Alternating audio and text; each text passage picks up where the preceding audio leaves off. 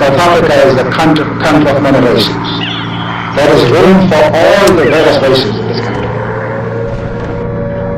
Ik is een Afrikaner. Mijn verhaal is het verhaal van een nieuwe volk.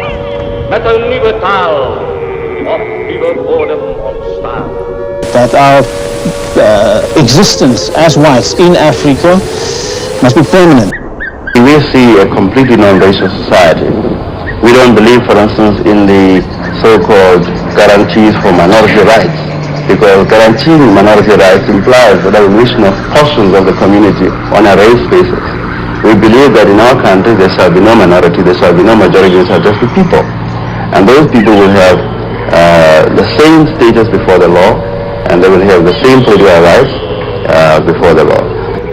We Europeans who've lived in this country for more than 300 years have come to a conclusion which is strange to some people in the Western world, namely that the peoples of Africa, and so the Bantu people of South Africa, have a beautiful civilization of their own which is worth preserving.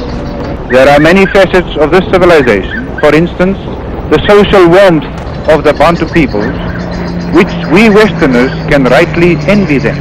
Now, we also have a peculiar Western adaptation to Africa. Therefore, we can say that the Bantu peoples are a flower and the Western peoples are a flower, each with a beauty of its own. It's not a white language, it's not a black language, it's a language that came together because of people coming together.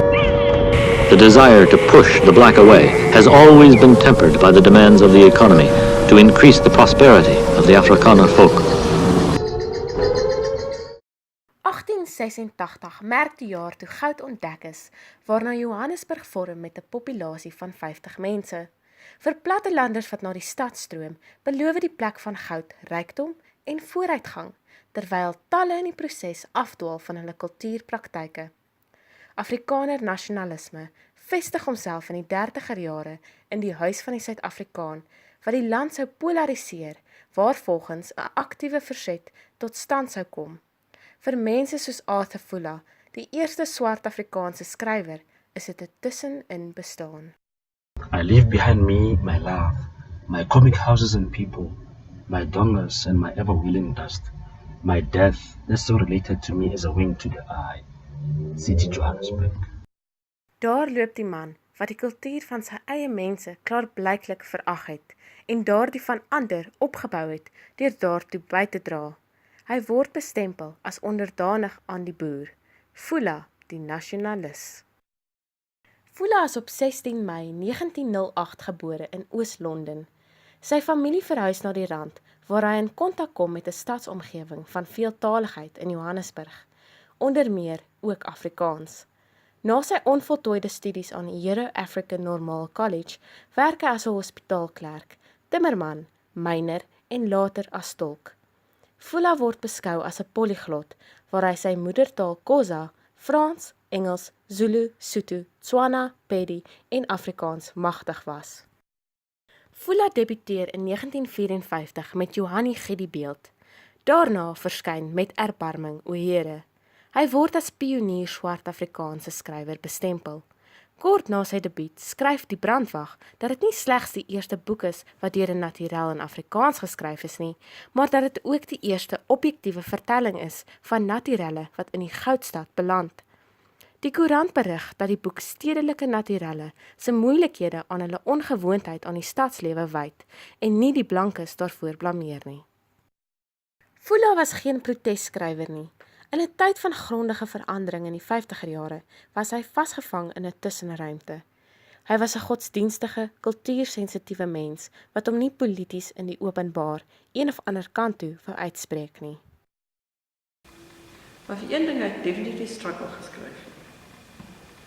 En so hy was gemaklik in die Afrikaanse taal en met Afrikaanse mense. Ek dink hulle het hom eintlik goed behandel. So hy het nie aksie teen hulle gehad nie.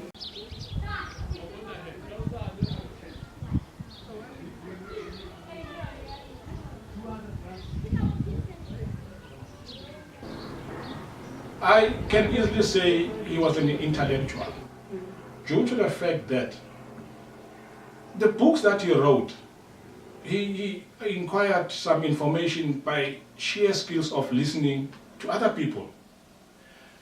What fascinates me more is the fact that so many indigenous languages that he wrote about were in fact from grasping the information by listening to people who were, attending court sessions or were like maybe jailed. And let me make mention also of the fact that he used to attend court sessions just for the fun of it. He was a person who was more interested in other townships, that he wanted to see everybody living in harmony. Everybody wanted to come to Joburg because of the jobs that they get. There were no jobs in the farms. They came here to graze and get greener pastures and take them back home. Unfortunately, they didn't go back again.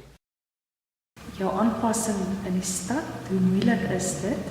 En ons kan almal daarmee identifiseer. As ons dink aan die Afrikaner geskiedenis waar die mense na die Anglo-Boereoorlog in die goudmyne in Johannesburg gaan werk het toe die arm blanke vraagstuk ontstaan het. Dit is presies dieselfde. En daar het hulle ook te doen gehad met die keuse tussen goed en sleg en vashou aan tradisionele wortels en die verlange na die geur van vars geploegde grond op hulle familieplase. En daar is parallelle dan tussen die Afrikaner se geskiedenis en die Xhosa se geskiedenis wat stad toe moes gaan. Ek het twee doelwitte gehad toe ek hierdie boek geskryf het. Eerstens wou ek 'n beskrywing aan jong Bantu manne en vroue om op die platteland te bly en nie 'n heenkome in die stad te soek nie. Omdat hulle die Christelike godsdienst wat hulle van hulle sendelinge en leraars geleer het, verwaarloos en omdat hulle hier al hulle goeie stamtradisies sal verloor. Yeah, the fact that he wrote in Afrikaans made him one of the people that the prominent guys of South Africa. Yeah, the unfortunate part of all is that these books were, yes, some of them were published in South Africa, but most of them were sold outside South Africa. Yeah, but it pains me in a way that most of them were like exposed out of South Africa. I'm saying this because from my early days at school, she mentioned Great R, Great O.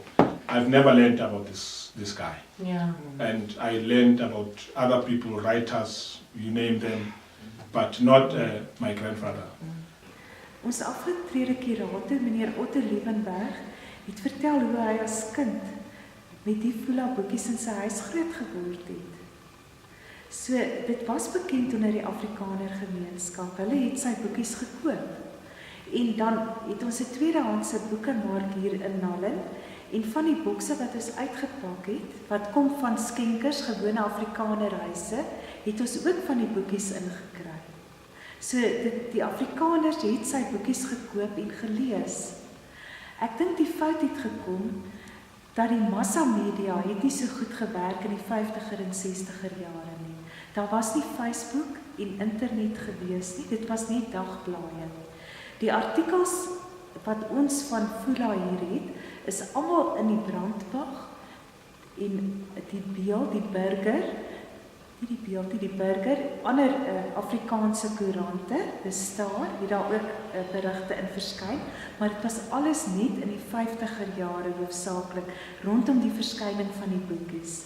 So as ek iemand moet blameer, sou dit die joernaliste wees, nie die politiek nie. Ek dink dit het niks met politiek te doen nie, want juist die feit dat die Afrikaanse boekepers in 1954 hierdie boekies gepubliseer het, sê vir jou dat politiek nie 'n rol gespeel het nie, want hulle hoef dit nie te gedoen het nie, maar hulle wou dit doen, en dit was in die middel van apartheid gewees. En dit bewys ook vir ons dat daar wel kommunikasie was tussen wit en swart en dat daar wel goeie verhoudinge was. Ook as mens in ag neem dat professor Nienaber self aantekeninge in sy eie handskrif in Fula se manuskrip met erbarming oor gemaak het, kan jy sien dat daar kommunikasie was tussen hulle. En dan ook die oud joernalis meneer Stoffel Silje, Hy het gesê dat hy ook vir Fula ontmoet het by die Johannesburg Openbare Biblioteek, dat Fula vir hom sy manuskripte gewys het van met erbarming o Heer. As 'n derde taal Afrikaanse spreker, het Fula oor die sosiale en politieke grense gereik in 'n tyd toe die skeiding feitelik onoorbrugbaar gelyk het. As skrywer het Fula met beperkte letterkundige modelle gewerk, wat hy omskep het in vertelverhale wat iets sê van die stil stemme in 'n veranderende omgewing van die 1950s.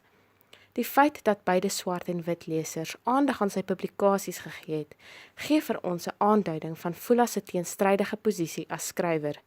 Fula se romans bewys dat menslikheid en die hinkering tot medemenslikheid 'n gedeelde waarde vir ons almal is.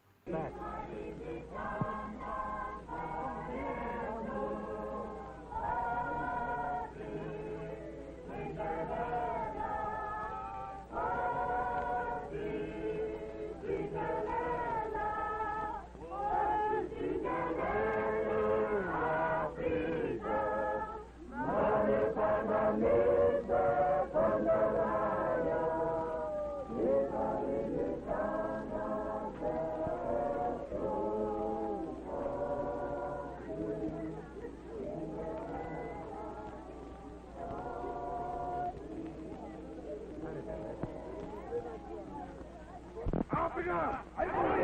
Africa! Africa!